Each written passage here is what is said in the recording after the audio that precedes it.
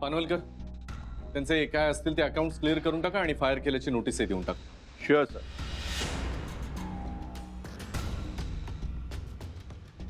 अरे प्लीज माझं ऐकून तर घे.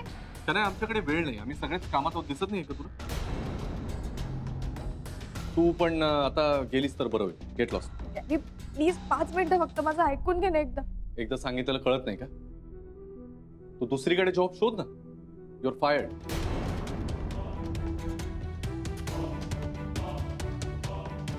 गॅरी असं नको वागू. तू असं कसं करू शकतोस माझ्यासोबत? नाही, मी या कंपनीचा सीईओ आहे आणि हे मीच करू शकतो. आणि बहुधा तू हे विसरलीस. प्लीज गॅरी ऐक ना. एवढ्या शॉर्ट नोटीसवर मला कुठेच दुसरीकडे नोकरी मिळणार नाहीये. मला ऍटलीस्ट थोडे दिवस काम करू दे please. At least 1 month please. Anand, you please handle this. Please बघून घ्या आणि चला काय टाइमपास कामं कर. Gary Shanaya, bad luck once again. See I told you त्यांना तुझ्याशी बोलायचं नाही. So you can leave now. दुसरा जॉब शोध. मी शोधू का तुझ्यासाठी नवीन जॉब? तर हिला कुठे जॉब मिळणार आता? तिला ज्याची शामत आली असेल ना तिथे मिळेल तिला नवीन जॉब. आणि जेनी विलास आता सुट्टीवर जाणार आहे ना? Oh yes sir, for 1 month from 21st May up till 22nd June. Correct. अगं विलासच्या जागी आपण हिला ठेवू शकतो ना जॉबवर. आनंद, आयडिया मस्त आहे. Guys continue with your rubbish. मी चालले गॅरीला भेटायला. Shanaya, excuse me, 1 minute. जाऊ दे.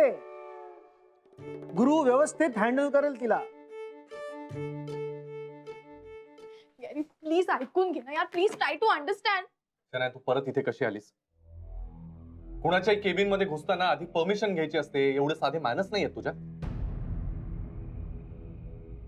सॉरी, मला माहिती नव्हतं तुझ्या केबिन मध्ये यायच्या आधी आता मला परमिशन घ्यावी लागणार आहे. ऑफकोर्स परमिशन घ्यावीच लागेल, कारण तुझा आणि माझा आता काही संबंध उरलेला नाही. तुझ्या फालतू गप्पा ऐकायला माझ्याकडे वेळ नाही. Get lost. निघ इथून. अरे तुला का कळत नाहीये? हा सगळा त्या राधिकाचा आणि आनंदचा प्लॅन होता. तुझ्या बायकोने केलंय सगळं. शनाया, राधिकाचं नाव घेतल्याशिवाय तुला बोलताच येत नाही का? तिला नावं ठेवल्याशिवाय तुझं एकही वाक्य पूर्ण होत नाही का? राधिकाबद्दल एकही शब्द ऐकून घेणार नाही मी. ओके, जी सगळी फालतू बडबड बंद कर. मला ऐकायला अजिबात वेळ नाही. निघ इथून. Get lost. ते असं कसं बोलू शकतोस तू? सिरियसली तू एकदा ऐकून घे ना माझं प्लीज. शनाया, निघ म्हणतोय ना. नाही, तू अशी नाही ऐकणार. सिक्युरिटीलाच बोलव. नाही ठीक आहे, सिक्युरिटीची वगैरे काही गरज नाहीये. जाते मी. तुला आत्ता कळत नाहीये, पण ज्या दिवशी तुला खरं कळेल ना तेव्हा मान्य करशील तू की मी किती खरं सांगते आणि तुझी बायको किती खोटं बोलते ते. मान्य तर मी आत्ताच केलंय शनाया.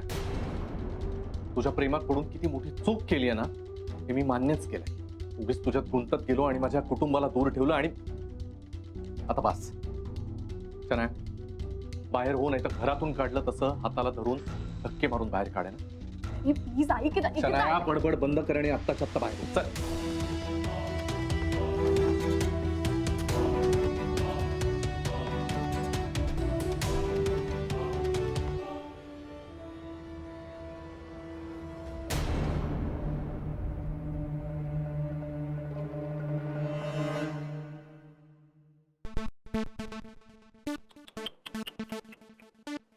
फालतूपणा करू नकोस हा. मला माहितीये तू केलंस तर. तू सर घ्या गरमागरम जिलबी. अरे वा. त्यांना पण द्या गरमागरम जिलबी. ज्यांच्यामुळे आपण जिलबी खाणार आहोत त्यांना द्यायला नको का? हो सर. द्या प्लीज. घ्या मॅडम. त्याचं काय आहे, आमच्या ऑफिसमध्ये एक मॅडम होते. हो, फार डेंजर. आमच्या सरांनी त्यांना नाही का हकलून दिले. त्याच्या आनंदात आम्ही जिलबी वाटतो. घ्या ना तुम्ही. अहो शुगर फ्री आहे. नाही त्यांना चिझी डिप लागेल. हो का? हो. घे. घ्या ना. घे. मॅडम जान इसको हवा खाने दे जिलबी अहो सर मी पण राहिलो ना. ओ सर बाकी हॅलो हॅलो आई, राधिका बोलत राहिली. हा बोल बाई, बरी आहेस ना? हा सगळं ठीकठाक तर आहे तिकडे? आई नुसतं ठीक नाही, खूपच ठीक आहे. का बोलून राहिली बाई? काही कळून नाही राहिलं, बोल बरं. का आलं? आई आता जी बातमी सांगेन ना आणि तुम्ही पण खुश होऊन जाल. हो का? काय झालं? आई चन्या घर सोडून निघून गेली. आई बाई का सांगून राहिली तू? हो तर खरं का व? 100% खरं आहे. खरं सांगू का, यांनीच तिला घराच्या बाहेर काढली. आई बाई बरं झालं बाई, उशिरा का होईना तेव्हा पोट्याला अक्कल आली. ए, पण राधिका ही सगळी जादू झाली कधी ग?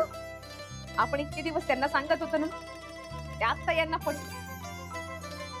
काय या बयाचं तुमच्यावरती नाही, तुमच्या पैशावरती प्रेम आहे म्हणून. नाही तर का मग, ते तर दिसूनच राहिलं होतं ना आपल्याला. ही उठवळ छान शौकी नट्टापट्टा सगळ्याच्या तर पैशावर करत होती ना व. हो ना, ते आता पटतंय त्यांना. या पोरीचं काही खरं नाही, ही पोरगी मतलबी आहे. शेवटी यांनीच घराबाहेर काढली तिला. आई बाई बरं झालं बाई, देवी पावली पाय. अगं मी माहूरच्या रेणुका देवीला नावच बोलले होते ना. म्हटलं आई बाई मालेकाला अक्कल दे आणि त्या सनेहाला त्या घरातून त्या मनातून बाहेर काढ. काय बरं, संकटाच्या वेळी देवी आली ना मदतीला. आता नवस फेडायला जावं लागते. खरंय. आई माझ्याकडनं पण तांबूलाचा प्रसाद चढवा ना. नक्की नक्की 100%. बर कधी येता इकडे? पाय तर करा आता ते यावंच लागेल ना व. यांना आधी खुशखबरी सांगते आणि मग दोघंही येतो आम्ही. हो. ए भाई, पण मला सांग, ती खरंच कायमची गेली का व सनया? आई आता असं काऊन विचारून राहिल्या? अहो खरंच गेली ती. नाही बाई, या पोट्टींचं काही खरं नसते. भारी चिवट असतात आणि छत्री पण. आता सगळ्यात चत्रेपणा गेलाय तिचा. हं, यांनी स्वतःहून घराच्या बाहेर काढली ना तिला. आता काही नाही. एक काम कर तू राधिका, तू तिला मुंबईच्या बाहेरच काढून टाक ना. आई अहो आता काही त्रास नाही होत तिचा. तुम्ही काऊन काळजी करताय? त्याने म्हणजे माझ्या संसारात आलेलं एक वादळ होत, पण आई आता ते शमलंय. आणि मला खात्री आहे आता सगळं नीट होईल. हो ना. मग हे सगळं कोणामुळे घडलं? माई सुनबाई आहे ना, ती मोठी जिद्दीची आहे बर का. दुसरी कोणती बाई असती ना त्या जागेवरती तर केव्हाच हे सगळं सोडून तोडून मोडून निघून गेली असती. सोपं असते ना ते संसार मोडणं, पण तुटलेला विस्कटलेला संसार परत मिळवणं, तो उभा करणं, तो उभा करण्यासाठी ती जिद्द लागते ना व. ती जिद्द माझ्या सुनेमध्ये होती. खरंच राधिका, तुझं कौतुक करावं ना तेवढंच कमी आहे पाय. तुम्ही दोघ जण माझ्या पाठीशी आई वडिलांसारखे उभे राहिलात ना, म्हणून हे सगळं शक्य झालं. काय बरं आपण दोघी एकमेकींचं कौतुक करून आलो. अगं फोनचं बिल वाढताय ना. पण सांगू का राधिका, खरंच माझ्या डोक्यावरच खूप मोठं ओझं उतरलंय पाय. आता कधी यांना सांगते असं झालंय. याईना सांगते पटकन, चल चल चल फोन ठेव म्हणजे याईना फोन करते मी. चल लवकर. बर ठेवते फोन. काळजी घे बाई. हो.